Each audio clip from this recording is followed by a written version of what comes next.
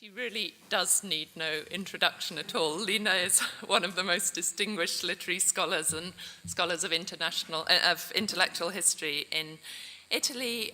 She's worked a great deal on the art of memory, on Campanella, and on the relationship of poetry and painting with respect to portraiture in particular, and poetry on portraiture. I'll maybe just read the titles of those books since it's so kind of germane to what we're talking about today. Il cuore di cristallo, ragionamenti d'amore, poesie e ritratto nel Rinascimento, which came out with Einaudi in 2010, and Poesie e ritratto nel Rinascimento, the anthology which came out with La Terza in 2008. She also recently published, and this is why I thought of her as the ideal chair for this session, Il lettore creativo, percorsi cinquecenteschi fra memoria, gioco, scrittura. That came out in 2012 with Guida and had all kinds of fascinating insights into precisely the process of reading in the Cinquecento. So I'll leave it to you. Grazie Virginia per aver organizzato questa conferenza che si sta dimostrando molto sollecitante, veramente molto ricca, e credo che il fatto che già dalle prime discussioni, poi avremo modo di riprendere la discussione, siano venute fuori anche alcune questioni di metodo, questioni generali, diciamo, credo che questo sia molto importante e che, ammesso ce ne fosse bisogno, dimostra anche appunto l'utilità di fare i conti con personaggi come Vittoria Colonna. Ecco, quindi diciamo questa tradizione di studi che spesso in Italia diciamo, è stata trascurata, è stata come dire, condannata un po' a una dimensione di inferiorità, di estraneità, invece appunto non solo si sta dimostrando di per sé estremamente interessante, estremamente ricca, ma appunto questa capacità che io considero molto importante anche di spingerci a rivedere i nostri criteri, no? I canoni diciamo, con cui affrontiamo parole e immagini. Quindi grazie a Virginia, grazie a tutti i partecipanti per questo incontro che veramente credo lascerà in ciascuno di noi motivi di ripensamento, di ulteriori interessi, di ulteriori domande. Ma vengo subito con grande piacere a presentare la prima relatrice di questa sessione, Abigail Brundin, che a sua volta non ha bisogno di presentazione, ma come sapete è Reader in Early Modern Literature and Culture a Cambridge e pensavo proprio che il tema della nostra conferenza in un certo senso è esemplare per la nostra relatrice perché si pone all'incontro, all'incrocio fra due linee di ricerca che l'hanno caratterizzata e che la stanno caratterizzando, cioè da un lato appunto Vittoria Colonna, la produzione letteraria delle donne e dall'altro un'attenzione molto ravvicinata alle tematiche della devozione privata, quindi diciamo della spiritualità. E la sua bibliografia è particolarmente ricca, ricordo solo alcuni testi che o sono usciti o stanno per uscire, come ad esempio una raccolta di studi proprio su questi temi, cioè sulla presenza della Bibbia in Italia, oppure una raccolta di saggi Pregare in casa, oggetti e documenti della pratica religiosa tra Medioevo e Rinascimento. E oltre ad aver partecipato appunto a queste imprese che ricordavo, vorrei ricordare la sua traduzione dei sonetti di Vittoria Colonna per Michelangelo e una bellissima impegnativa monografia proprio su Vittoria Colonna e The Spiritual Poetics of the Italian Reformation. Inoltre ha partecipato al convegno che Serena Sapegno ha organizzato su Vittoria Colonna a Roma e ha edito questo importante companion su Vittoria Colonna. Ed è un piacere vedere che questo tipo di saggi che in genere, raccolta di saggi che in genere diciamo, venivano dedicati agli autori canonici, no? Sia stato dedicato anche a Vittoria Colonna. E chiudo ricordando, tra i molti suoi lavori, il fatto che lei è, come dire, uno dei principali investigatori di un progetto europeo dedicato proprio alla devozione domestica. Cioè, questo anche mi sembra molto interessante come dislocazione, no? Cioè, un'attenzione ai temi della spiritualità che però appunto viene portato dentro la vita quotidiana, dentro appunto l'interiorità anche in senso fisico. E fra l'altro questo è un progetto finanziato dal ERC Council, cioè dalla Comunità Europea, e speriamo che, malgrado la Brexit, il contributo europeo agli studi degli Stati Uniti e agli scambi fra il resto dei paesi europei e la Gran Bretagna non abbia troppo a risentire da questa che io considero una decisione veramente nefasta. Quindi grazie e ti do la parola. Thank you, Lina. I'm not responsible for Brexit. I'm so sorry. I'm so sorry about Brexit. What can I say? Terrible times. Everybody's saying thank you. I also want to say thank you. This has been such a fantastic couple of days. It's a sign of a really good conference when the afternoon speakers are all queuing up to reload their slide presentations because they've been changing their papers over the course of the previous 24 hours because all sorts of stimulating ideas have come to them. Also, can I just say, the food is amazing. So, a very happy time. I think that what I'm going to talk about responds in some really rich ways to what Jessica was saying this morning about copying and reproducing and replicating and echoing and the ways in which those kinds of products might be read and interpreted and understood. So I think there's some really, so in fact, one reason why I was scribbling away on my draft as I listened to her. A small pamphlet printed in Brescia in 1538, written by Pietro da Luca but attributed to Cherubino da Spoleto, offers advice for widows on how to lead a spiritual life. It survives in a single copy in the Biblioteca Universitaria in Padua. It's 24 sheets of dense type on cheap paper in ottavo.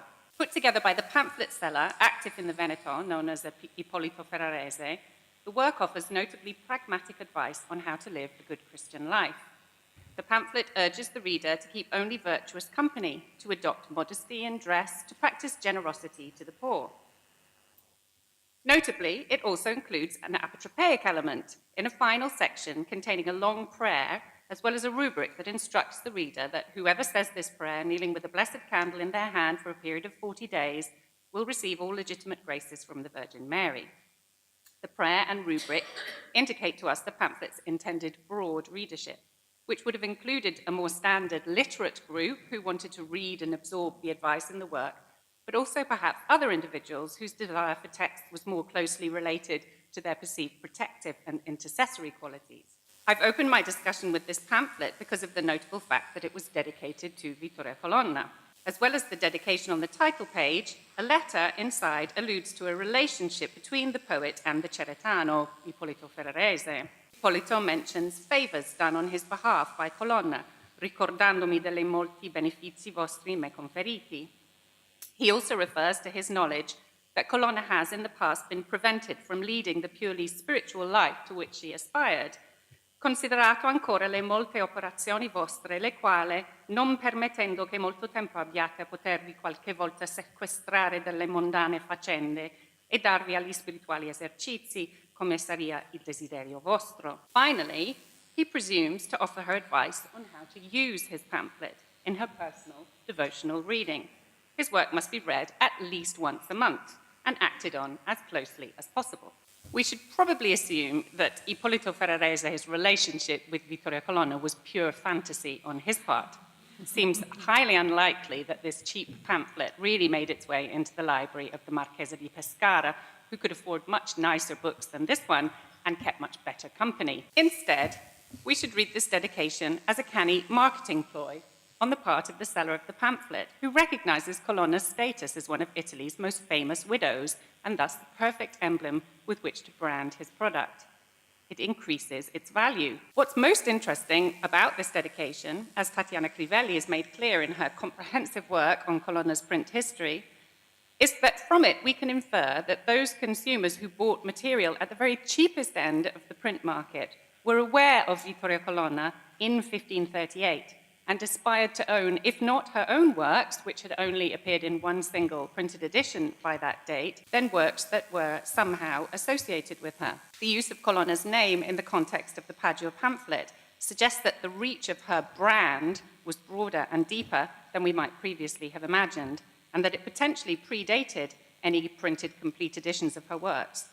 It also indicates that the Editio Princeps of 1538 potentially had an enormous impact very swiftly. It seems that Colonna's name was from early on closely associated with a devotional printed production that was engaged, practical, populist. There's other evidence that adds to this picture of an awareness and an embracing of Colonna at the lower end of the print market.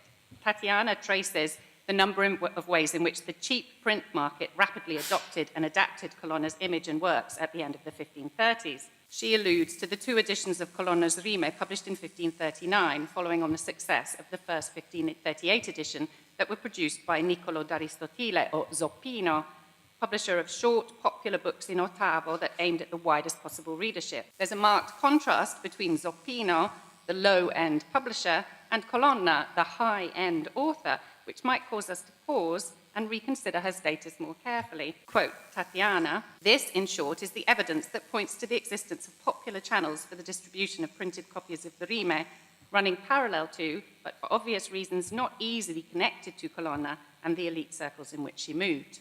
End quote. Tatiana Crivelli's carefully traced these popular channels of production and distribution through her meticulous examination of printed editions. I'm referring to her article in the recent companion to Colonna. In my paper today, I want to try to analyze the other part of the picture and get a bit closer to the so-called popular or ordinary reader, the consumer of the cheap printed product, in order to ponder what they might have gained from reading Vittoria Colonna. Padua pamphlet, with its apotropaic closing prayer, has already alerted us to the possibility that many readers sought something rather different from the text they bought than pure poetic artistry, although they might have sought that too. They were in search of a printed text that was more applied, engaged, spiritually useful. In fact, the book market as a whole was driven in large parts by consumers who wanted a useful and practical product. Just by way of illustration, studies of printed bestsellers beginning in the late 15th century point to the fact that the main consumers of the print market from the start were 2 groups, students and clerics. Both groups were after texts that would aid them in their studies and professional lives. One bestseller of the period was Guido de Monterochan's handbook for the parish clergy, Manipulus Curatorum. This text sold 6 times as many copies as Boccaccio's Decameron in the final decades of the 15th century, but has received almost no critical attention. Another bestseller was the Latin Grammar by Aldus, first published in 1493 and reprinted numerous times. Notably, we shouldn't assume that these kinds of practical and applied texts were not also aimed at some kind of affective devotional improvement. Aldus's grammar contained an invocation to Christ, the Pater Noster, the Ave Maria, the Apostles' Creed, the 10 Commandments, Salve Regina, prayers, and psalms. It therefore combined a horn book, a primer, and a catechism in a single volume, and could be used to fulfill many different needs in the classroom and elsewhere, including for personal devotion. Later on, after the Council of Trent, in the closing years of the 16th century, the practical nature of devotional print became even more marked. This newly sharpened focus derived substantially from the detail of the Roman Index of Prohibited Books of 1564, in which orthodox devotional literature for the lay population was given a definition for the first time as that, quote, containing the good rules of life, prayer, confession, and similar matters, end quote. In other words, devotional literature for popular consumption should be pragmatic and functional, intended to teach good practice and moral behavior, not to engage with complex theological arguments. While this may have led to a narrowing of the literary range of devotional works in the late century, as many scholars have argued, but notably when you work on women, you tend to see rather a different picture, it also had a very important corollary, the massive expansion of the publishing industry in the later 16th century, including the introduction of many new authors and works, as well as the updating and reissuing of older texts and the huge outpouring of the very cheapest kind of pamphlet printing aimed at the lower end of the market. And with this expansion, of course, came many new kinds of readers. The archives are full of examples of readers who approached their devotional reading in a non-standard way and thus caused concern to the authorities. These kinds of sources are useful in helping to understand the pull that the written word had for readers who might not read in any conventional way. Just to give you a couple of examples from my recent work and from our project in Cambridge on domestic devotion. In 1579, a woman named Isabella was imprisoned in Pesaro because of a book. The source says, carcerata per un libro. Isabella's trial testimony contains clear evidence of the assumed power of a little book which she's found on her way to a wedding. Notably, she makes no mention of having read it. She seems to have invested its presence in her house with an apotropaic power that was sufficiently problematic to result in 40 days' imprisonment, as well as a ritual humiliation at the church door. And if I just read the relevant bit, I found a little book that had been dropped by a woman called Angelica, and I put it in a box where I also kept some melon seeds. And many months later, a woman called Piera came to my house to ask me for a bit of binding to wrap her head. And looking in my chest, I came upon a lace that I used to bind that book with the seeds. And pulling out the lace, I remembered about the book. So I said to Piera, I found this book a while ago. Look, it has things written in it, but I don't know what they are. And I showed the book to her. She told me, my mistress has one the same. Don't keep it. And she left and went to denounce me to the bishop. Isabella's narrative helps us to get closer to the presence of texts in domestic contexts where their function was not primarily unlocked through literacy, but via other means, including an implicit understanding that certain combinations of words were holy and carried protective or magical powers. A contrasting example, the case of Angelica, brought before the Inquisitors in Pesaro in 1586, and both of these examples are down to my wonderful colleague Marco Faini, sitting there, who went and delved away in the archives looking for readers, is emblematic of the kind of authorized textual interaction in which a non-reader might engage. Crucially, Angelica's textual consumption has been public and open, not secretive, and this is used in her trial as evidence of her good practice and her innocence. One witness confirms that he's seen her reading the Little Office of Our Lady. Another reinforces the place of this book within her holy orthodox devotional practice. That woman, Angelica, even though she's lame and walks with a stick very slowly, gets herself as best she can to St. Nicholas to hear Mass and say her prayers. And as I've said already, she often takes communion from the priest at St. Nicholas, Don Ruggiero, sometimes alone and sometimes together with others in the manner fitting for a good Christian, with great reverence and holding her Book of Hours and her rosary in her hands. Angelica's brought her book out in public, taken it into church, demonstrated that she knows what it is and how to use it. Whether or not she can read, her textual interactions pose no threat to authority. Her carrying of the Book of Hours to church indicates a desire to use her written material in the correct way in her devotional practice. So where do Colonna's rime spirituali fit into this complex picture? From what I've been saying thus far, it should be evident that I want to categorize her spiritual sonnets as devotional literature, quite deliberately intending by that categorization the same kind of spiritually engaged, pragmatically spiritually engaged texts that were aimed at aiding the reader in developing their faith. Colonna's rime spirituali could and should also be read for pleasure as beautiful poetry, but they must be read for spiritual profit. The poet herself alludes to this function of her verse, as we know very well, in her references to her desire to scaldare un gentil core with her poetry, her fears that she's become too good at turning out a refined sonnet without investing it with the required soul, or in her aim to scrivere ad altrui quel che sostenne, which we've already heard about, by deploying the tools of the crucifixion as her poetic tools. As I've argued elsewhere, although she may not have directly authorized a printed edition of her poems, she did actively participate in their scribal publication, and as a poet, she was very engaged with the act of being read. Other poets were much more explicit than Colonna in articulating the role that rime spirituali should play in the active and engaged devotional reading and educating of the wider population.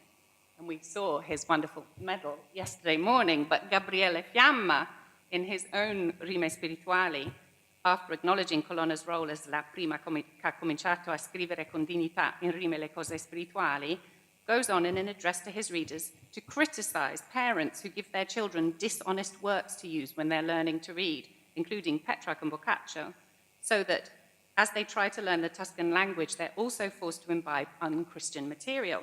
Fiamma cites biblical poetic precedents in articulating what it is he's trying to do in his collection, which is, he claims, an attempt to return Tuscan poetry to its sacred roots.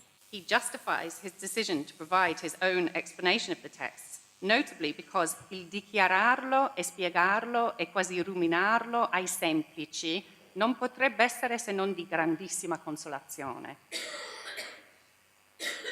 The layout of the pages of Fiamma's text, with the long explanations that engulf the poems, in fact makes it seem very far from being a work that might appeal to the semplici that he cites as his intended readership. But the intention is nonetheless notable. His poems are divine poetry, inspired by the first poetry of the Bible, but they are also useful and engaged devotional tools to be used in the education of children, in the guidance of the simple. It seems very significant, given this explicit intention, that he clearly cites Vittoria Colonna as his poetic model, the one who led where he now endeavours to follow. An examination of another kind of evidence in the form of readers' annotations provides a lens to test the manner in which texts of rime spirituali were read by their original owners. The most famous annotation, of course, in a work by Colonna is this one, Michelangelo's signature in the British Library copy of the 1558 edition of the text, which, in fact, I might just mention, is currently on display at the Fitzwilliam Museum in Cambridge, along with the Venusti copy of Michelangelo's drawing from Campion Hall in our exhibition arising from the project on domestic devotions, which is called Madonnas and Miracles, and it's a beautiful exhibition. So if you're passing through Cambridge before the beginning of June, go. I haven't yet come across that elusive, fully annotated edition of Colonna's Rime that might tell me so much about how she was read, but there is some partial and fascinating evidence elsewhere. In an edition of Rime Spirituali di diversi eccellenti poeti toscani, now in the Newberry Library in Chicago, published in Naples in 1574, most of the second half of the volume is given over to Colonna's poetry. Kind of interesting as a complete aside that you have Colonna being promoted in Naples as a Tuscan author, so it's kind of confusion of terms there. This is a small ottavo publication, not a very thick book, so precisely the kind of work we might imagine a more ordinary reader aspiring to own. A careful reader has been through the book, annotating the individual sections with marginal notes that will help to guide him or her back to particular poems according to theme. The names of the poets are given in the section headings, so it's clearly not the poet, but the subject matter that interests the annotator of the book. He or she has also demonstrated knowledge of some of the texts in the anthology, or perhaps just poetic good sense, by correcting verses where there's a clear error, such as in this poem by Dolce. Notably, this collection is dominated by the work of Vittoria Colonna, who has the largest number of poems of any author, 36 poems in the collection to Bembo's 9 and Veronica Gambara's single sonnet. The annotator is equally busy with her verses, demonstrating particular attention to certain poems, although his annotations are not particularly illuminating. I wondered if these kinds of marks were anything to do with sort of dividing up the stanza for oral recitation. I don't know if anyone's got any views on that, but it just seemed to me kind of an interestingly sort of schematic way of mapping the poem. But this seems to be what he does to her poems. It seems very significant, what's more, that this collection of rime spirituali by various authors, both living and dead, includes Petrarch and Sannazaro, for example, is dominated by Colonna's voice. Her presence isn't mentioned on the title page, it's nowhere advertised or promoted, in a marked contrast to the pamphlet from Padua, which actually contains none of her work but mentions her name very clearly.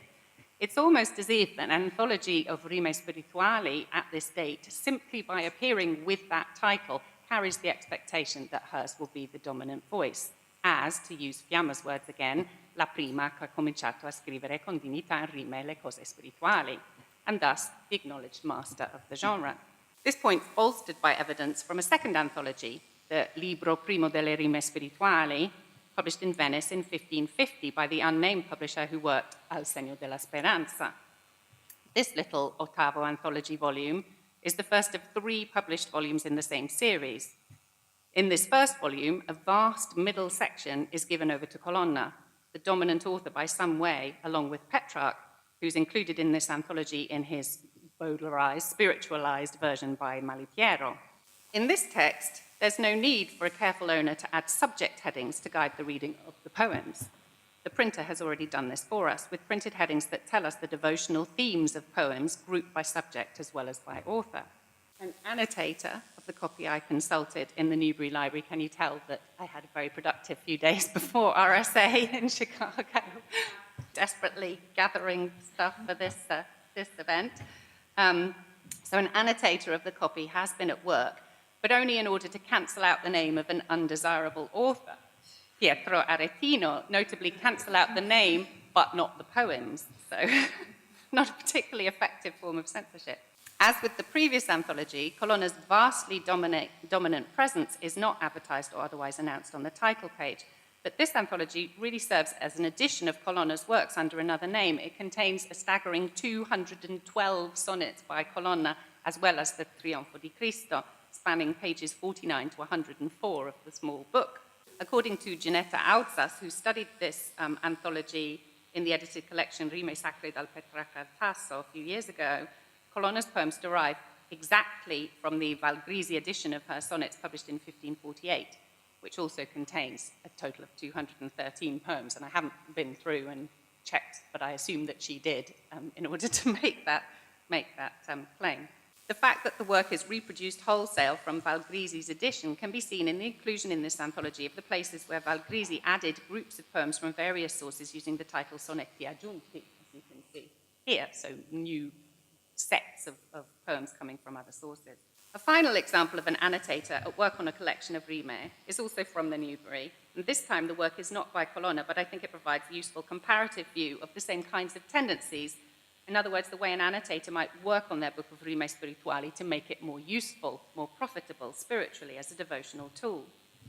The Neapolitan author, Ferrante Carafa's book of Rime Spirituali della Vera Gloria Umana was published in Genoa in 1559. This is a long poem spanning 4 books, followed by further 4 books which treat the Vera Gloria Divina. This edition has an ownership inscription with a markedly devotional bias on the title page, as well as annotations in the final Tavola dei Soggetti, which pick out religious topics of particular relevance.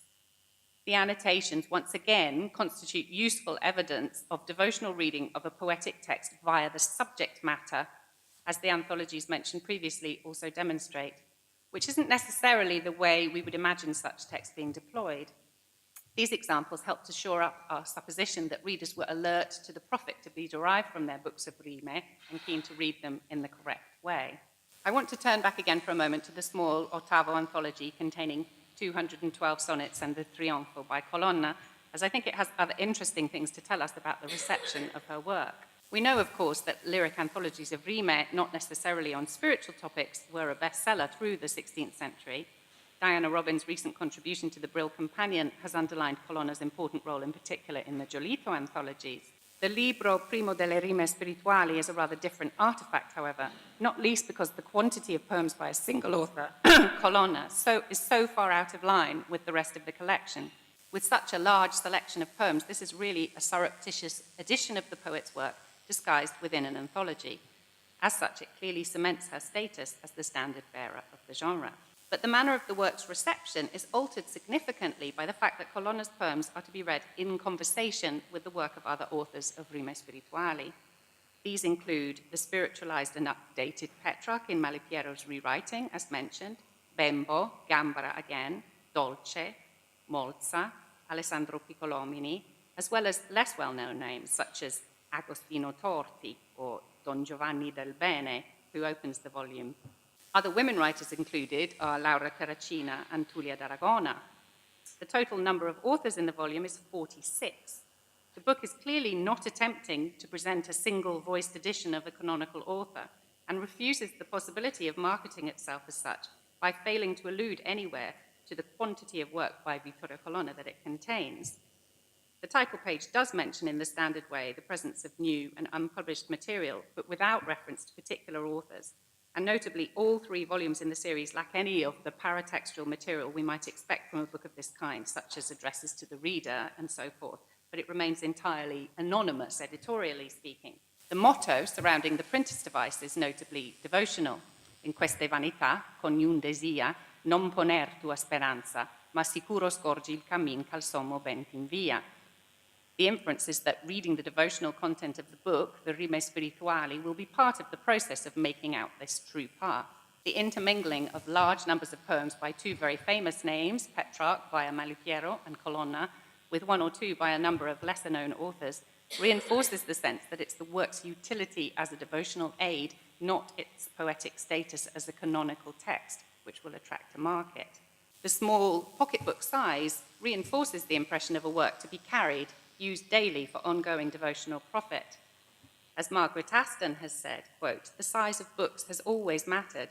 It makes a great difference to the fate of its contents and eventual influence, whether the page is a heavy folio or a portable pamphlet. Differences of form affected authority and influence and had a direct bearing on the circulation of ideas," end quote. Finally, this anthology has a direct connection to the many settings of spiritual madrigals in the period. As the poet who opens the collection, Giovanni dal Bene, or Del Bene, a Veronese nobleman, also compiled the first volume of spiritual madrigals to appear in print, the Musica Spirituale, published in Venice in 1563, which was made up in the main of settings of his own poetic compositions.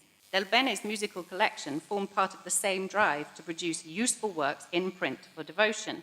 His intention was to make a collection of spiritual music, as he himself states in the preface to his work, quote, "for use by Christian and pious persons."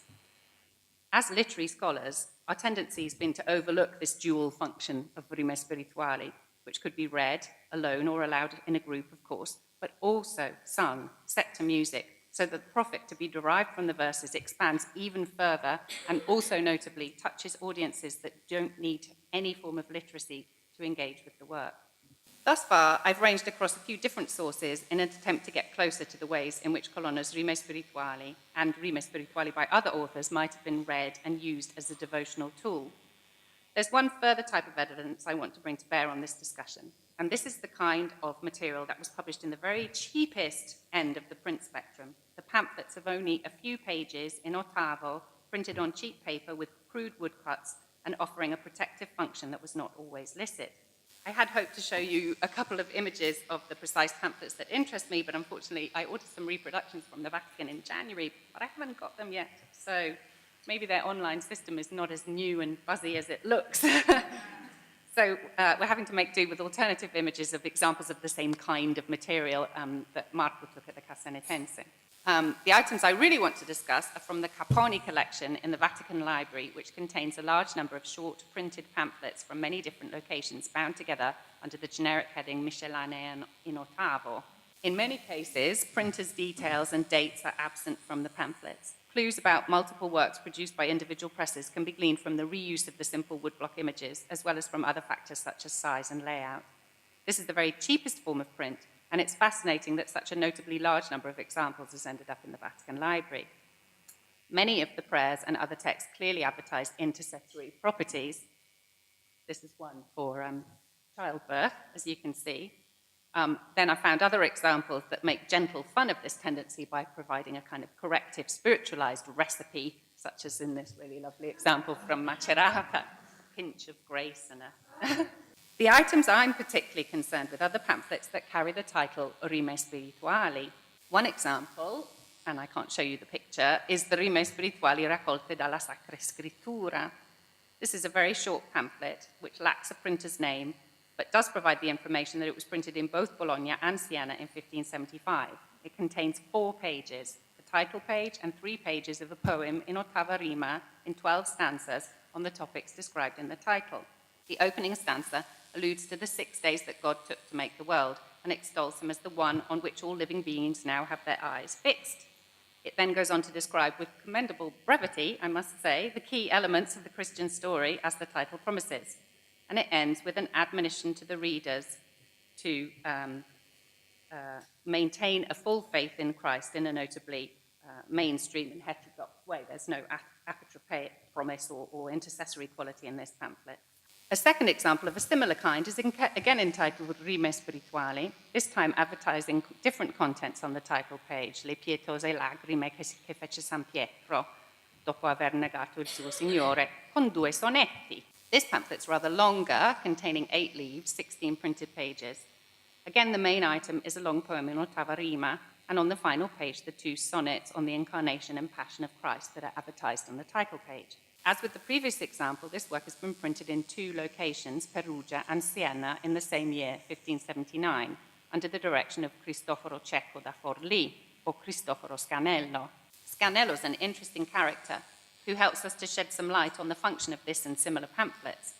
A poet and historian who published his works in various locations across Italy, from Naples in the south to Mantua and Genoa in the north, presumably wherever there was a market. He was also a cantastorie, known for performing in public places.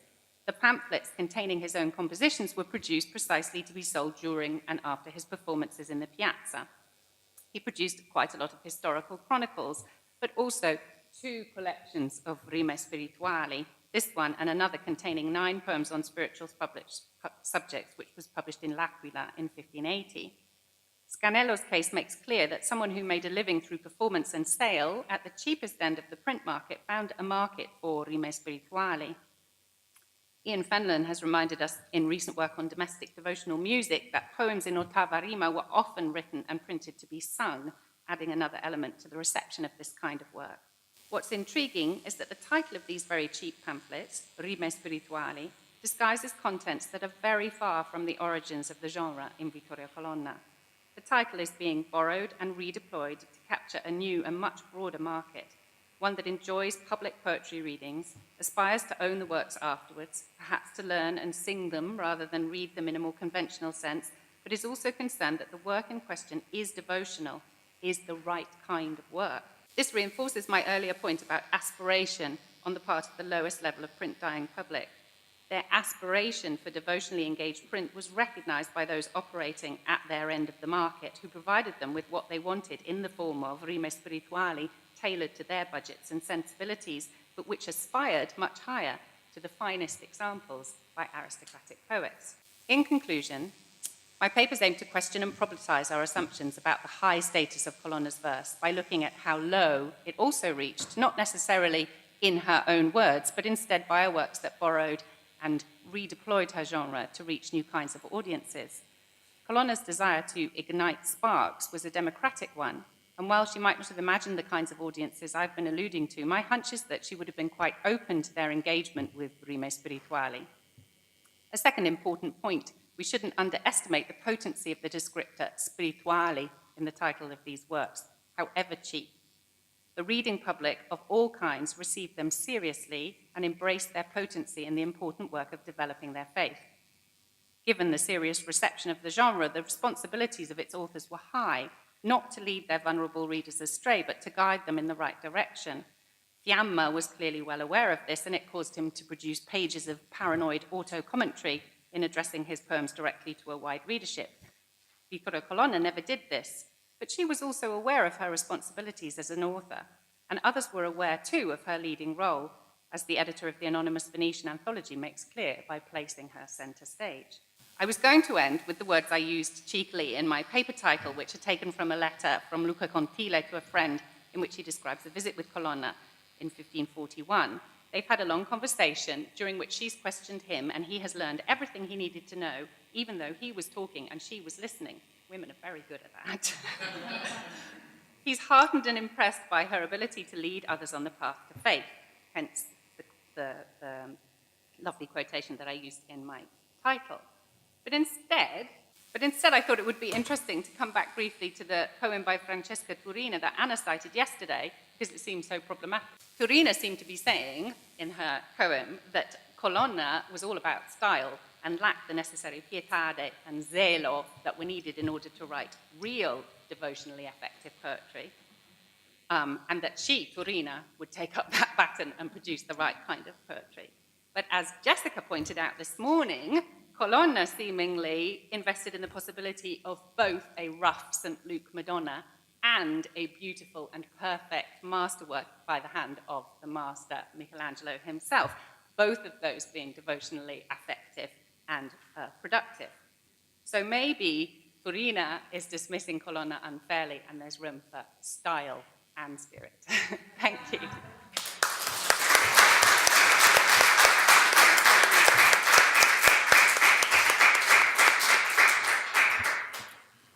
Molte grazie per questa relazione che in modo molto preciso e dettagliato ci ha dato un quadro appunto di chi e come veniva letta Vittoria Colonna, ma anche diciamo, ha ricostruito una tradizione proprio di libri anche spesso dimenticati, no? Che hanno una loro caratteristica e sicuramente il nesso diciamo, fra la storia della letteratura e la storia del libro è assolutamente una linea di ricerca molto importante e vitale. E volevo solo dire brevemente tra gli elementi che mi hanno interessato di questa splendida relazione è ad esempio il fatto che giustamente parlando dello zoppino parlavi diciamo, di una produzione che cerca di rivolgersi anche a cerchi popolari. E beh, lo zoppino da questo punto di vista è interessantissimo perché fra l'altro lui è uno dei primi che illustra tutti i canti dell'Orlando Furioso. Quindi capisce diciamo, come anche quello strumento dell'illustrazione libraria possa facilitare la diffusione dei testi. E naturalmente è bellissima anche l'attenzione ai marginalia, che sono una fonte di prima mano no? Del modo in cui un testo viene letto. Bellissima l'attenzione anche al formato dei libri e pensavo alla lettera di Machiavelli a Vettori, dove in campagna legge evidentemente legge libri d'amore e naturalmente possiamo immaginare appunto dei piccoli libri in ottavo, mentre quando va nel suo studio possiamo immaginare che apra dei grandi libri in folio. Ed infine anche questo verbo ruminare, no? Ruminare i testi per comunicarli, anche questo è di grandissimo interesse perché è la traduzione volgare, diciamo, di una grande tradizione monastica medievale, cioè che indica un tipo di lettura che viene giustamente recuperato in questo momento in cui appunto, come stiamo vedendo anche in questo convegno, l'idea è che il libro non solo deve essere letto, ma deve funzionare nella tua interiorità. E quindi questa idea del cibo ruminato evidentemente... Ma grazie, non voglio portare via altro tempo e avremo modo poi nella discussione di tornare anche su questa relazione e con grande piacere vi presento Humberto González che ritrovo qui dopo il nostro seminario di NYU. Humberto è candidato appunto al PhD a NYU e sta scrivendo una dissertazione che si chiama Love, Sacred and Secular, from the Troubadours to Dante, Petrarch and Vittoria Colonna, sotto la direzione di Virginia Cox. Ha alle spalle soprattutto studi medievali sulla tradizione occitanica, su Dante, Petrarca e evidentemente questi interessi ora si stanno allargando al Rinascimento. E, Humberto ha studiato, fra l'altro, a Yale, mi viene da dire prima di venire, prima di andare a NYU, e ha presentato numerose relazioni a diversi convegni e, cosa che non sapevo, ha anche un percorso che ha a che fare con la musica, cosa molto interessante, a Texas Christian University. Quindi gli do senz'altro la parola, mi fa molto piacere di ritrovarlo qua. Volevo anche ringraziare la professoressa Cox per l'invito a contribuire a questa magnifica conferenza. È un gran privilegio per me presentare le mie prime idee su Vittoria Colonna ad un pubblico di esperte. No? Non vedo l'ora di discutere con voi le mie idee e di ricevere i vostri consigli. Ringrazio anche la professoressa Sapegno perché ha reso il mio lavoro molto più semplice, visto che ieri ha discusso con grande chiarezza la complessa questione della filologia delle rime di Colonna, e così io ho potuto eliminare quella parte della mia relazione. Dunque inizio subito.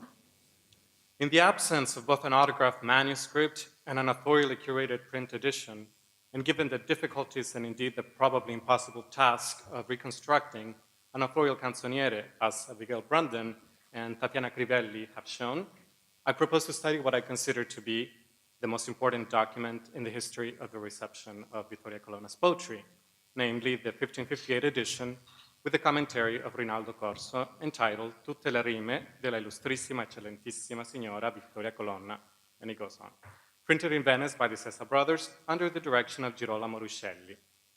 The appearance of Corso's edition of Colonna's poetry constitutes a crucial moment in the history of women's writing in Italy. The second part of his edition and commentary was printed separately in 1543, as we have heard, during the author's lifetime, an honor that was not previously accorded to a living author, male or female.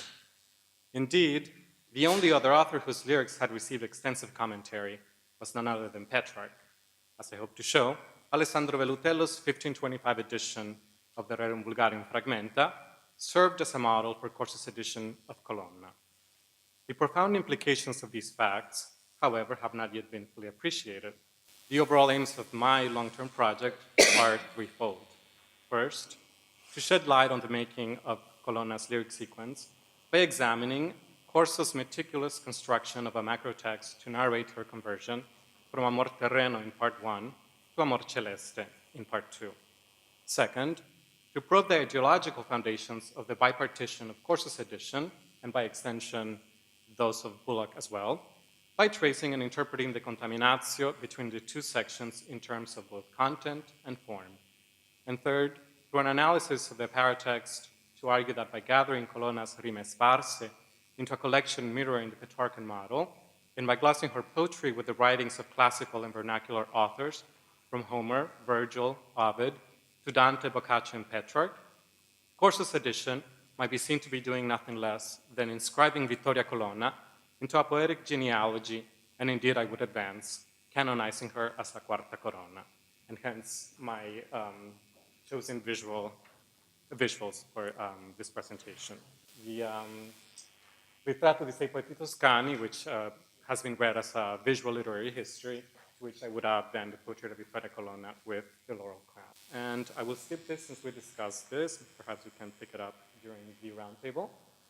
And this is the frontispiece of the 1558 edition, and an example of a page that shows you how the disposition is similar to that of Velutello's edition of the Rerum Vulgarium Fragmenta. For the purposes of the present paper, I shall offer a reading of the opening sequence of part 1, in which both the lyrics and the paratext begin to define Colonna's poetics and firmly establish her place in literary history. As Monica Bianco and Chiara Cinquini have suggested, part 1 of Corsa's edition begins with a sequence of 11 poems intended to be read together. Indeed, I would argue that the sequence functions as an introduction to the collection as a whole, presenting, as it does, Colonna's meditation on the status of herself as poet and the value of her poetry. Let us begin with a consideration of the so-called perennial sonnet, Scrivo sol per sfogar l'interna doglia. In the first quatrain, Colonna states that she writes in order to relieve her pain, not to increase the glory of her beloved. In the second, she expresses her sense of her inadequacy as writer, and fearing that she might in fact diminish his glory, she recuses herself from the task, which she now defines as the immortalization of her beloved, to one better than she. In the first tercet, she asks for our indulgence on account of her faith, her ardent desire, and her intense suffering, thus conveying her intention to take up the project in spite of her doubts. In the final tercet, she concludes by characterizing her writing in opposition to poetry through a series of binaries: bitter tears versus sweet song, dark sighs versus clear voice, suffering versus style. The apparent simplicity of the poem's content, as I've just paraphrased it, is belied by its highly wrought form, as Virginia Cox has demonstrated in her commentary on the poem in her anthology, Lyric Poetry by Women of the Italian Renaissance. The austerity of the incipit's message contrasts with its artistic rendering, characterized by alliteration evocative of Petrarch's perennial sonnet, as well as of that poem's intertext, which is Inferno 27. The verse that follows introduces a metaphor for the beloved's eyes, luci, which is subsequently amplified and transformed into a second metaphor for her beloved, the sun, of Dantean and Petrarchan pedigree, destined to function as a señal for Dabalos throughout the collection, and then taken up for Christ or God as the vero sol, as we saw yesterday. Corsa's remarks on these verses è da avvertire il misterio di questi due versi, nei quali diversamente sono due volte luce et sole, alert us to the fact to Colonna's masterful deployment of phonetic and metric identity to express semantic difference, while manipulating two metaphors whose reference is made explicit in the fourth verse, the beloved soul and body, with a vertiginous movement from heaven to earth. The second quatrain adds another dimension to Colonna's suffering, doglia, It is caused not only by love and by her beloved's death, but also by her concern that her writing might have a detrimental effect on his glory. The explicit mention of glory here serves as a gloss on the light of the sun in the opening quatrain, thus unifying the octave. Colonna's seemingly paradoxical assertion that it would be more fitting for another poet to undertake the task of immortalizing her beloved is better understood as an adherence to the rhetorical conventions of the exordium through the use of captatio benevolentia. Colonna's display of her mastery of rhetorical ornament continues in the sestet of the sonnet. Corso's commentary brings attention to this fact when he tells us that the first verse of the first tercet is an example of what Brunetto Latini called articolo. Qui è da notare la figura da latini chiamata articolo, quando molti nomi che per sé stanno sono posti senza legame e congiunzione insieme. The figure is followed by an explicit excusatio, mi scusi appo ciascun, another example of Colonna's adherence to exordial conventions. In the final tercet, the binaries of its content are rendered in terms of form through the binary structure of the verses, underscored by a strong caesura in verses 12 and 14, and the triple repetition of the negative particle in a refashioning of the anaphora with which Inferno 13 opens. The apparent antithesis Colonna sets up between her writing versus poetry in the concluding tercet is belied by its form. The chiasmus and elision in verse 13 have the effect of unifying, thus suggesting the possibility that Colonna's sighs might in fact transform into voice and eventually song, in a refashioning of Petrarch's conceit of sospiri, which sound forth as rime sparse. Although Colonna concludes by evoking her Petrarchan model, she begins at an imitation of Bembo's perennial sonnet, Piansi e cantai la perigliosa guerra, through her deployment of the first-person verb. Never simply an epigon, however, Colonna's transformation of her model is telling. Unlike Bembo, she uses the present tense, thus suggesting a production in theory, which is thereby more authentic. This is underscored by Colonna's choice of the precise verb form scrivo, which, though she seems to employ it to express the simple mechanical act of writing, is in fact highly elusive. Scrivo appears 4 times both in Dante's Commedia and in Petrarch's Fragmenta, used to reinforce the divinely sanctioned authority of the former with the authenticity of the expression of the latter. Intertextuality, which I have just shown in the text of the poem itself, is a primary concern in Corso's commentary. In the introduction to his exposition of the poem, he endorses Colonna's assertion about writing as a means to give vent to her pain by quoting Petrarch. Perciò che, come il Petrarca disse, i sospiri parlando an tregua, et cantando la doglia si disacerba. He thus implicitly places Colonna's sonnet in dialogue with 2 important Petrarchan poems, RBF 127 and RBF 23, Petrarch's Canzone Manifesto. In the exposition proper, moreover, he identifies 2 other Petrarchan intertexts, 276 and 293, poems which are interesting because they come from the second part of the Canzoniere, and thus indicate that in the case of Colonna, the distinction between in vita and in morte, which is already problematic in Fragmenta, is wholly useless. Glossing verse 5 of the sonnet, he writes, ma giusta cagione a lamentarsi della sua morte, non a cantar delle sue lodi, la invoglia, a guisa del Petrarca. And then he quotes Petrarch. The formula a guisa del Petrarca succinctly expresses the idea that Colonna is here engaging in poetic imitation. However, his remarks on the tercet give us a different idea. Tuttavia non può tacere, sì come quella che cerca non d'acquistar gloria a se stessa, ovvero a lui, ma solo di sfogare la doglia per la sua morte conceputa. Il Petrarca similemente disse nel sonetto, se io avessi pensato che siccare, and then he quotes the relevant passage. The formula used here, by contrast, suggests not that Colonna is merely imitating Petrarch, but rather that the 2 poets are elaborating similar ideas. In elucidating Colonna, Corso does not limit himself to quoting Petrarch, though he is the most quoted poet. He draws from a wide range of classical and vernacular texts. To elucidate the meaning of ardore in verse 9, for example, he cites Virgil's eclogues and reinforces the citation with a quotation from one of Colonna's own poems. L'ardore, lo smisurato amore, onde Virgilio disse, formosum pastor corridon ardeva telexim, cioè amava ardentemente.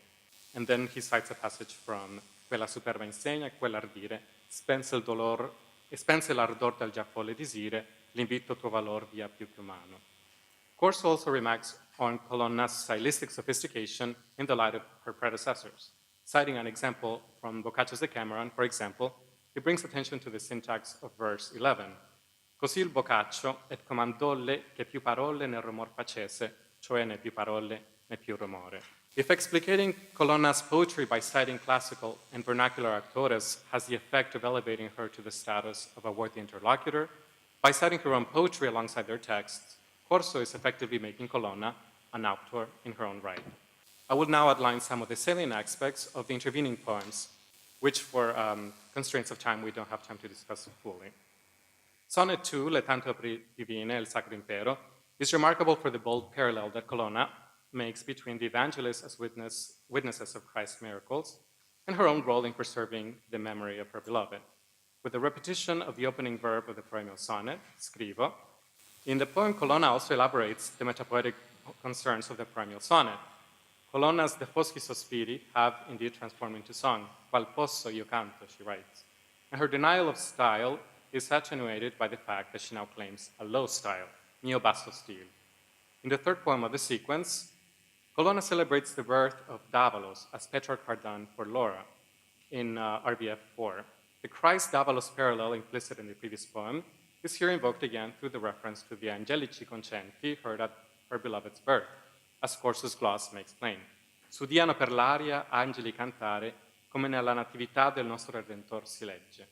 In terms of intertextuality, the commentary now includes citations from the Bible, from Ovid's Heroides, and from Saranzaro's verse. And here, the commentary eventually brings in citations from some of the figures that we heard from the Neapolitan Cenacolo yesterday morning.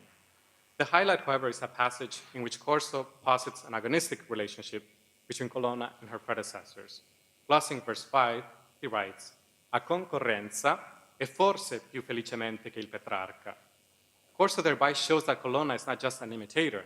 She not only transforms her models, as we have seen, but she's even capable of transcending them. The poem that follows retrospectively glosses altra lingua e più sagge parola in verse 7 of the perennial sonnet, with Colonna's apostrophe to her fellow poets. Voi spiriti eletti, qu'adornate sui rari alti concetti, onorate di lui le vostre carte. Verse 8 is especially remarkable, echoing as it does Dante's praise of Virgil in Inferno 4, with the use of onorate in the same metrical position. In the light of this crucial intertext, then, Colonna might be seen to be seeking a place in the poetic genealogy into which Dante had inscribed himself. In the commentary, Corso cites from the Codemedia for the first time, and thereby brings into the network of poets the third of the Tre Corone. In Sonnet 7, Colonna appears to surrender before the formidable task in a most emphatic fashion with the claim that the task of singing Davalos' praises and her own suffering would be not just beyond her reach, but even beyond that of the greatest of poets. Al suo valor era al tormento e poco, quanto può dir che più l'icona onora. The repetition of the verb onorare echoes Sonnet 4 and thereby implicates the poets of the Bella Scuola in Inferno 4, from Homer to Dante. In the commentary, we find confirmation of the value of quotations in Corso's view. Abbiamo ancora l'autorità di Dante, Corso writes. Highly significant is, of course, the use of autorità, thus making explicit the idea that the authors he quotes from, in this sonnet, for example, Dante, Ovid, Dante da Maiano, Petrarch, and again Colonna herself, function as veritable auctoritates. Sonnet 8 brings together several of the themes treated in the sequence thus far. We can trace a progression from her renunciation of style in Sonnet 1, di stil no, to her admission of a low style in Sonnet 2, basso stil, to the humble and plain style she claims here, l'umile piano mio stil. A similar trajectory can be seen with regards to song. From song denied in Sonnet 1, non dolce canto, to her limited potential for song in Sonnet 2, qual posso io canto, to the mournful song of Sonnet 7, il tristo canto, to a song without adjectives here, il canto mio. But we do not yet have a full release. Song here appears to do, in fact, exactly what the poet feared he would do in the perennial sonnet. Toglie all'amato sol la luce altera, il canto mio. With Sonnet 9, we finally arrive at the three-poem climax of the opening sequence, which prepares for the initium narrationis in Sonnet 12.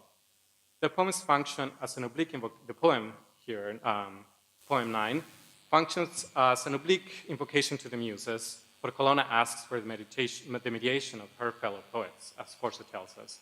Il suo parlar rivolge agli spiriti felici, modo di prender benevolenza, cioè al coro dei poeti che lieti siedono, stanno in riposo, cogliendo il frutto delle passate fatiche, fra le muse alme, cioè divine. By commenting on Colonna's use of captatio benevolentia, Corso alerts us to the rhetorical sophistication of the poem. And this notion is augmented formally by the fact that Colonna deploys a virtuosistic use of enjambment and a carefully manipulated use of structure.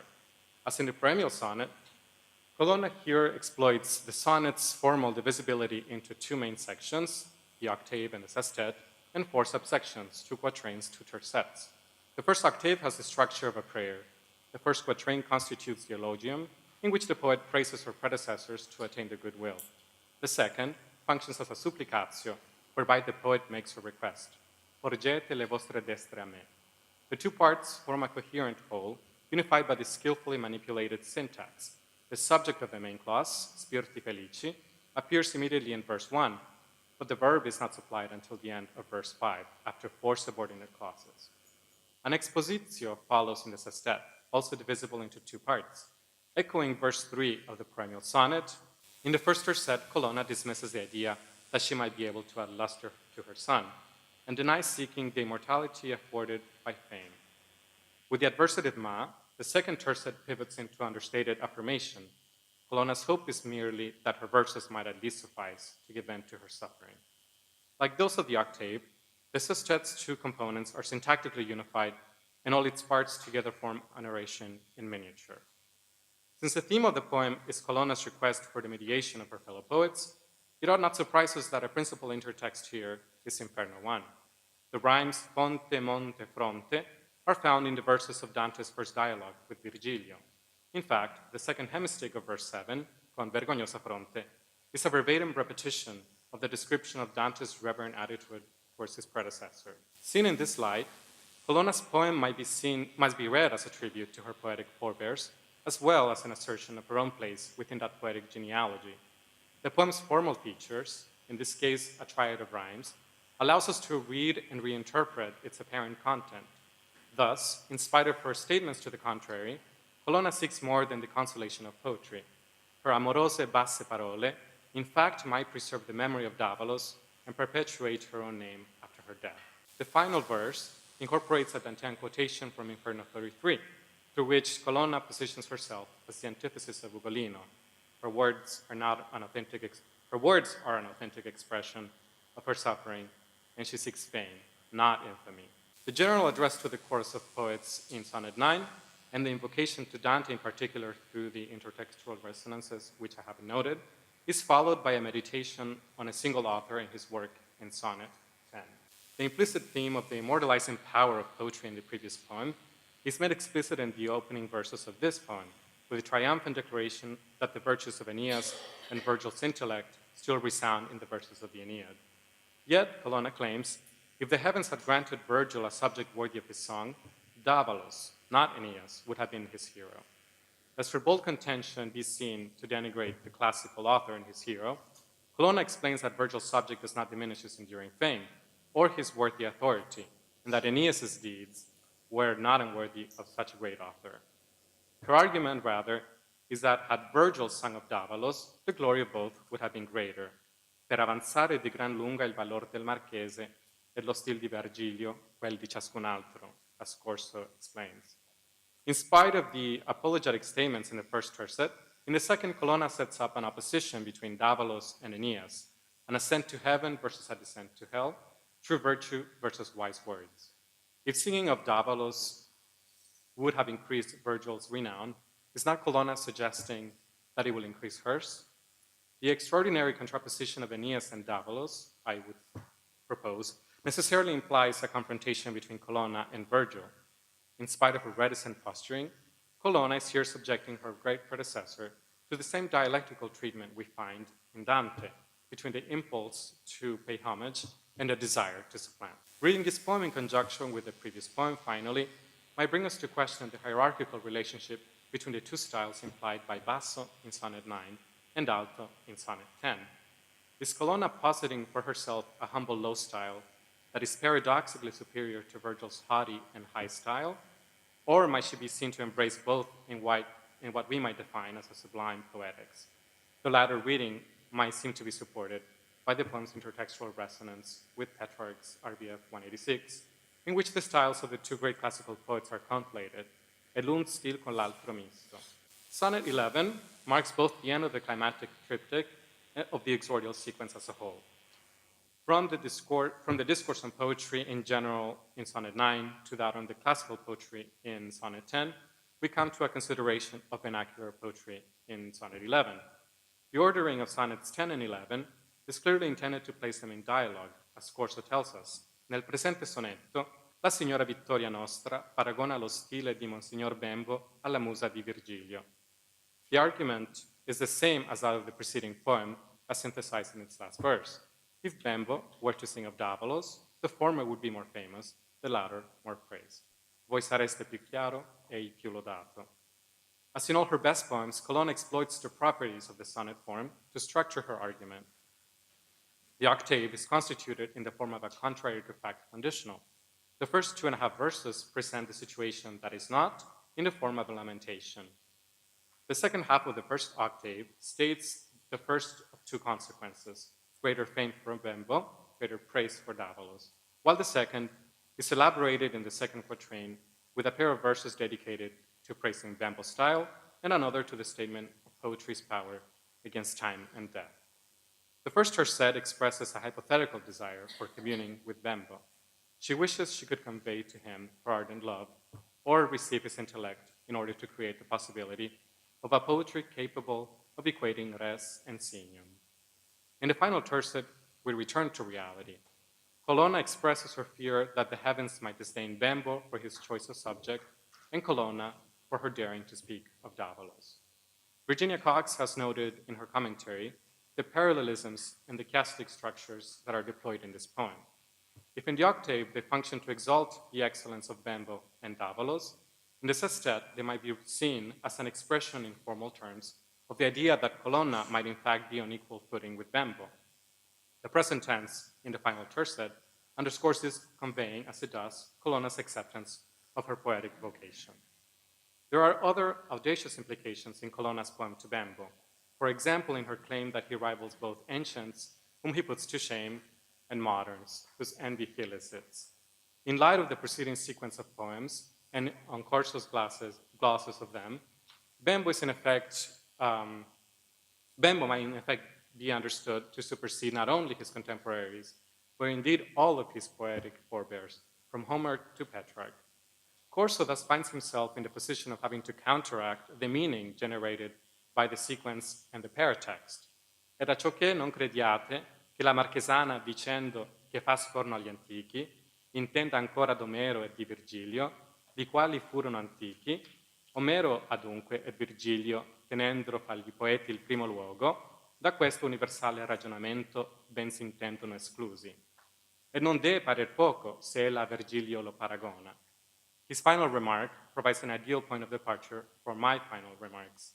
Considering Sonnets 10 and 11 as a diptych, to begin, we can see that by presenting one classical and one vernacular example of a poet worthier than herself of singing of Davalos, Colonna is in fact elevating herself to their status. To say it with Corso, non deve parer poco se ella a Bembo, a Virgilio si paragona. And the list could go on to include the entire course of poets Corso places in dialogue with Colonna in the exposition of her verse. This dialogue between Colonna and her poetic forebears, I have been arguing, accounts for the importance of this edition and commentary in the history of Colonna's reception. Indeed, I have suggested that it is a veritable testament to her canonization. In receiving extensive commentary on her poetry, Colonna becomes part of a tradition that includes the classics and the Bible, as well as the poetry of such vernacular authors as Cavalcanti, Dante, and Petrarch. Not even Bembo, the theorist and first practitioner of 16th century Petrarchism, was deemed worthy of such an honor. This, together with her enormous contribution as the founder of spiritual Petrarchism, tutti gli altri primati di cui ha parlato la professoressa Sapegno, che quindi se ricordiamo tutte le relazioni di ieri questo non dovrebbe sembrare sorprendente, ensures her attainment of canonical status during her own lifetime. As I hope to have demonstrated, in this 1558 edition, illustrates several facets of the canonization process at work. The attempt to collect and publish her entire corpus as a cohesive whole on the model of a canonical author, the effort to trace her poetic itinerary by placing the poems into a significant order, the recognition of the formal and conceptual complexity of her poetry, thus requiring erudite commentary and detailed study, the acknowledgement of her place in the poetic genealogy, implicit in the dialogue with the text of her classical and vernacular predecessors, and her inscription into literary history by virtue of her inclusion in a dialogue among actores from Homer to Petrarch and Bembo. It seems to me, therefore, no overstatement that to say that Vittoria Colonna should be rightfully considered la quarta corona. And I think after yesterday's presentations, this point seems quite obvious. Thank you.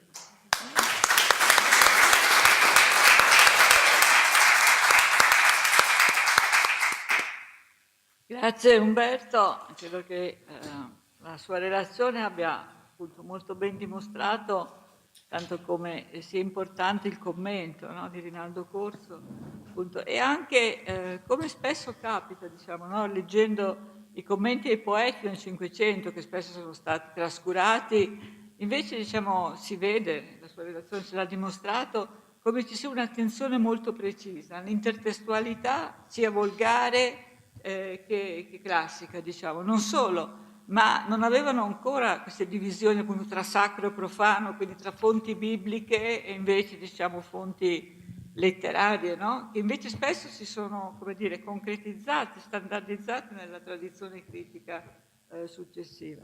Quindi appunto ci ha ben mostrato l'importanza di questo commento fatto a una poetessa e fra l'altro vedendo anche le slide che lei ci ha mostrato, anche proprio a proposito della disposizione del testo. È interessante perché non solo c'è il modello appunto del commento di Vellutello a Petrarca, ma è il momento in cui la disposizione della pagina stampa riprende la disposizione della glossa medievale, del commento medievale.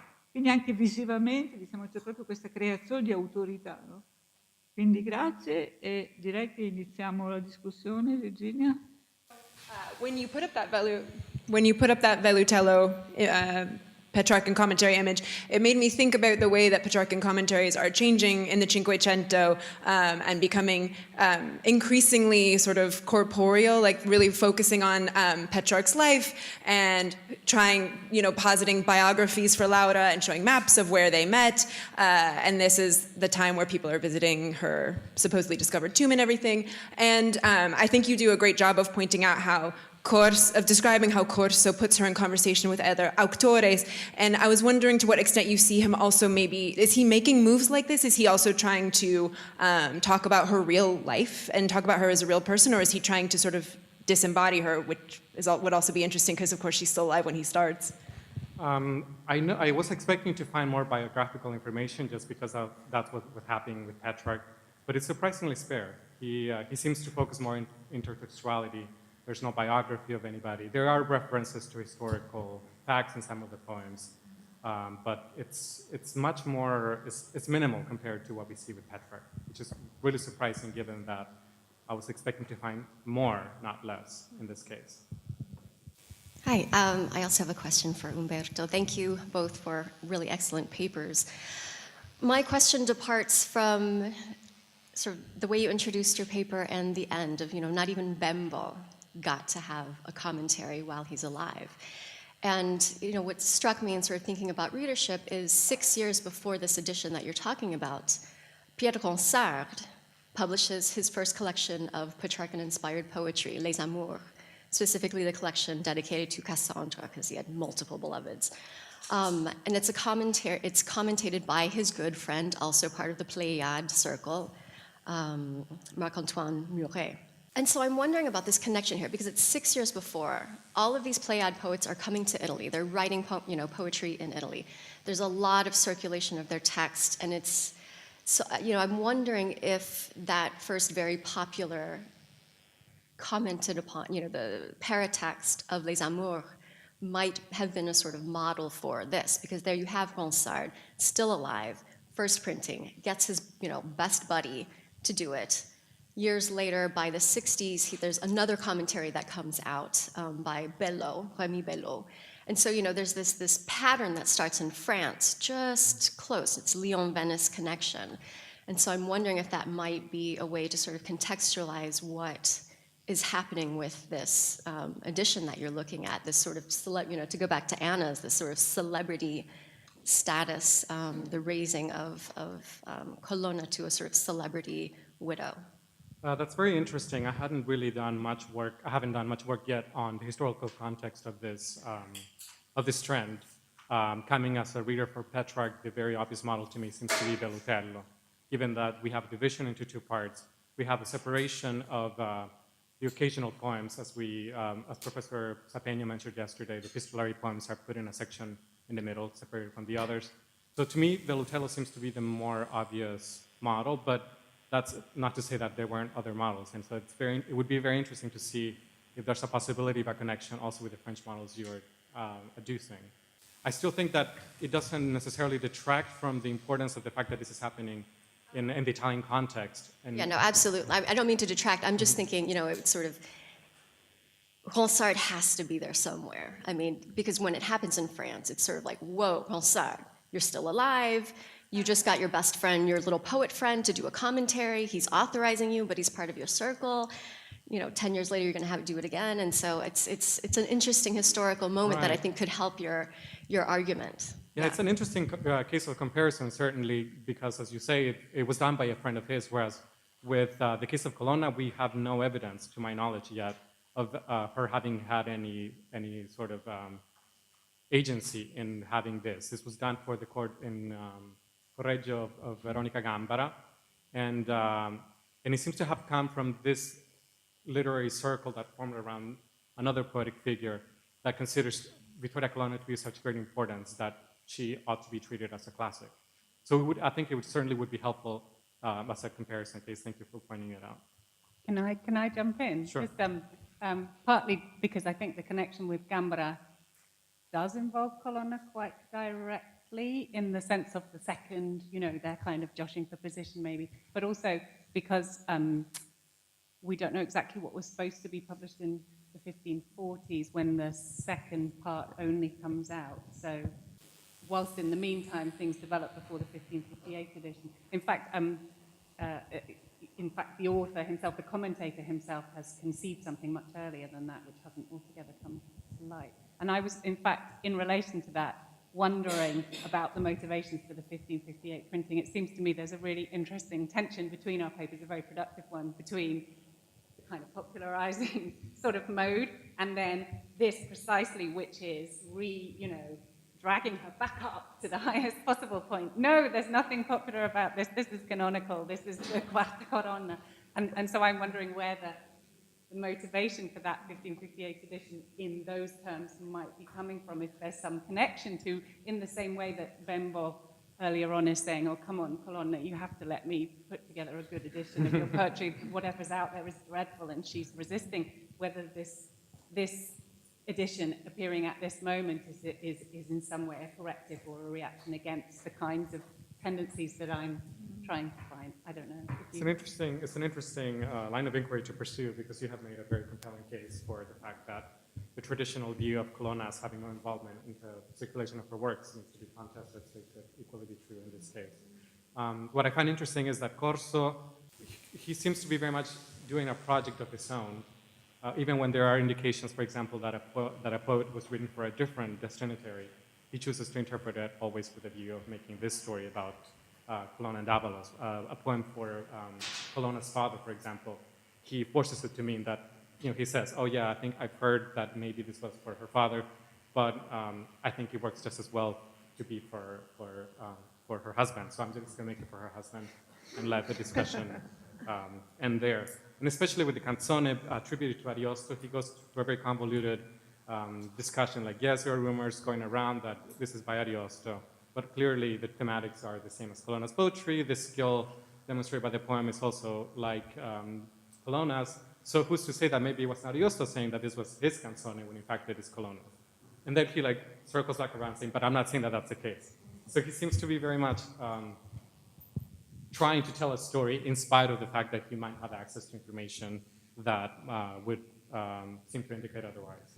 And it's also interesting to see that he does have access to several sources, several manuscripts, or several, at least, collections that somehow got in his hands, because he, in some cases, gives variants. He says, there's this other variant for this verse, but I judge this one to be better, so I'm going to use this one. I have a question for Abby. I was really struck by the burying, as it were, of Colonna's identity in the collections of rime spirituali that you drew, that you pulled up, especially given how absolutely central her name is as a marketing device. It even shows up, there's that crazy little anthology from Ferrara or Mantova in which it says, in which are featured new poems of the Marquese, in which non c'è neanche uno. I mean, so in other words, clearly from a publishing perspective, it was incredibly lucrative. And given the religious context in which this was happening in the 1550s and 1560s, it's very tempting to think that the poems are being stripped of her name to be used for a different kind of confessional context. And that just connects to a question about post-Trent devotional politics. So how do you explain, in 1541, Anne de Montmorency, the constable of France, says, wow, I was shocked to find such heretical material in these poems. When Pietro Carnesecchi testifies, he says, the best evidence of her Protestant beliefs is in her poems. So it's not just your beautiful edition and our critical work, but at the time, people identified those poems as having explicitly reform tendencies. But then, meanwhile, they're circulating in a post-Trent or during Trent in a very Catholic context. And I'd just like to hear so stripping the name, as you showed us, erasing the name does some work because it gets rid of the association, but we all know that the content of the poem speaks for itself in many respects. So I'm curious, and there's also, just to add to your point, there's an incredible collection of the 14 sonati of Pietro Vinci in 1580, in which he takes 14 sonnets, makes 2 madrigals out of each of them, and they're sung at the court, and that was a really popular text. So clearly, I guess I'm interested in the fungibility of these texts that can be simultaneously Reform and Catholic. What do you make of that?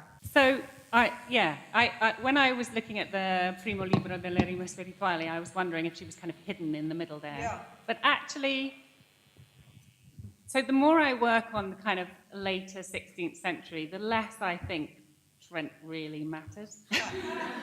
So if you'd asked me 15 years ago, I would have said, oh, definitely, she's being suppressed or I just don't think that anymore. I think that there's a very pragmatic kind of approach to vernacular literature, which is not really what the, inquisitional authorities are that worried about. What they want is for people to be reading devotional poetry, which is, I don't think, people in Gigliola Fragnito's wonderful book, she has an example of somebody going to their inquisitor and saying, look, I've got these rime, I must not be allowed to read these. And he says, it's fine, take them home, stop worrying. So I just don't think it's that much of a problem. I don't know why, they wouldn't... Just because I was exactly asking the same question as Remy, only adding what you are actually saying at the moment, which isn't completely true. If you showed us this woman put in prison because she had a book. Yeah. So we also know that, don't we?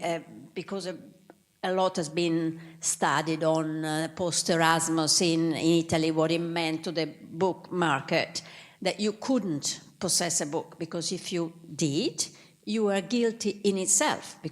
So what do you make of this? But that woman was very poor and illiterate, I suppose. I suppose, so it's not the possession of the book. Carcerata per un libro, yeah, that's problematic. But the problem is the book's in a trunk with some melon seeds tied up with a lace. She's not taken her book out and read it in the appropriate way. There's an implicit encouragement of devotional literature in that Tridentine descriptor of things that will improve your spirit. And then there's a massive explosion of the cheapest kind of devotional literature. So that can't mean that ordinary people aren't supposed to own books. In fact, they own increasingly more. They own more books. I mean, there is a tension there. I'm still struggling with this because I started off on one side of the argument and I've kind of come around to the other. But I've just spent the last 3 months reading devotional pamphlets of the late century, which I might just point out, a lot of them are really interesting and cool and well-written, despite what, coming back to what Virginia said. So I was reading a pamphlet from Vicenza, published in Vicenza, for a local readership about how to pray. The opening metaphor, check this out. Okay, just like Judith, when she went to seduce Holofernes, she didn't go out in her nasty old clothes, looking without having brushed her hair. She did her hair, she put on her makeup, she got dressed up nicely. So too, when you go to pray, don't turn up unprepared with your bedroom slippers on. You know, these are really imaginative, fun, evocative things that really poor people could own. So the readership expands massively, and we have to somehow account for that. So I guess I'm sort of resisting this, although I've not completely resolved it. Yeah, for sure.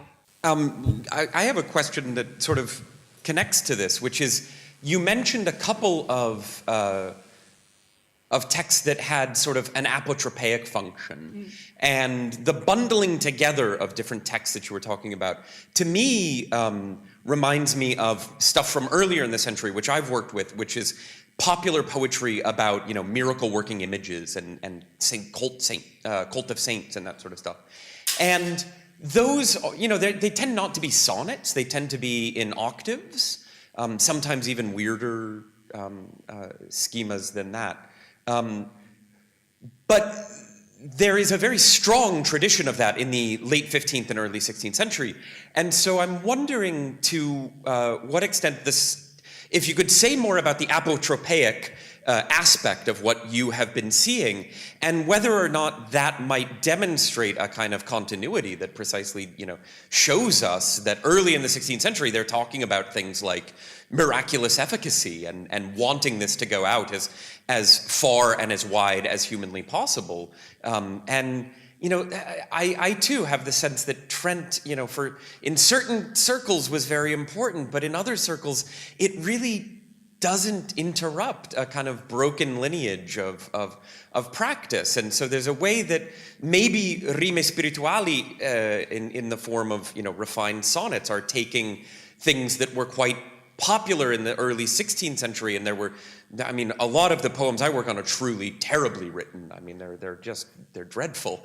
But it is trying to get at some of the stuff that I gather you're seeing. So, well, that's why I finished with those later pamphlets, precisely because, yeah, I mean, there is a continuity, but of course the apotropaic function is precisely where you land on the problem. That's when you get to the grey area. Mm-hmm. So the woman who holds her book in church, even though she might not then know how to read it, is okay. The woman who puts her book away in a trunk with some seeds, because that's magical, that's not okay. So the apotropaic function is where the authorities get a little bit anxious. Having said that, I'm convinced that people own texts they couldn't read precisely because they wanted to be near the words. But do any of the texts actually make a claim for apotropaic function, as opposed to the woman putting it in her box with seeds where she believes it? You mean any of the rime spirituali? Yeah, do they actually make a claim like, I will protect you? Not that I found. Huh, okay. Because early in the 16th century, that's not uncommon when it comes to this stuff about miracle-working cults. It'll say, if you keep me, little book, with you, you'll be safe. But the pamphlet from Paggio in 1538 precisely makes that claim. But you have to pray. You can't just own the pamphlet. You have to say a prayer too. But no, I haven't found apotropaic rime spirituali, sadly. Just a quick question. I wonder where the role of style comes into this. In Vittoria Colonna's spiritual poetry, she emphasizes the fact that it's, sort of inspired and please ignore the style.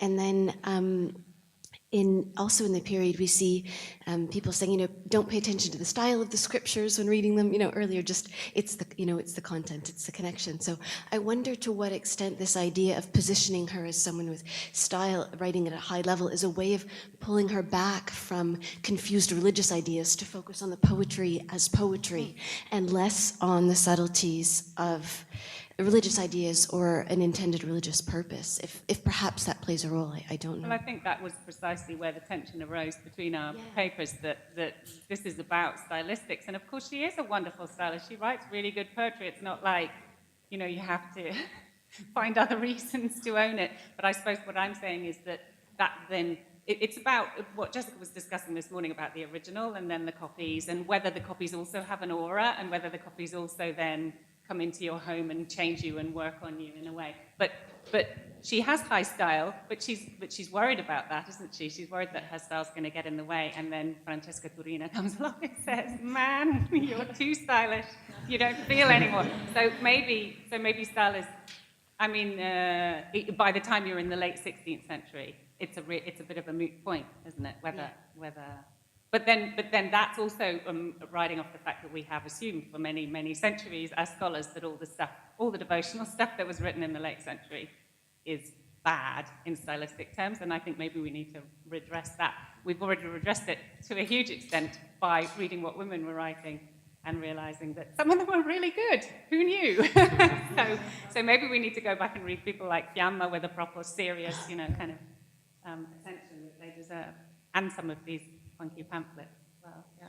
Vorrei solo aggiungere un po' come uno scherzo che Michelangelo in effetti dice, non so se vi ricordate, che lui quando avrà a casa sua le poesie di Vittoria, la sua casa diventa un paradiso, quindi forse l'apotropaico. Yes, talk about apotropaic. Yeah. So I suppose in my rather ineffectual today role as timekeeper, I better put an end to this session, though I'm enjoying the discussion so much. Should we just have, 12, 18, 13 minutes break? Should we reassume at 20 past? To recoup a tiny bit of time.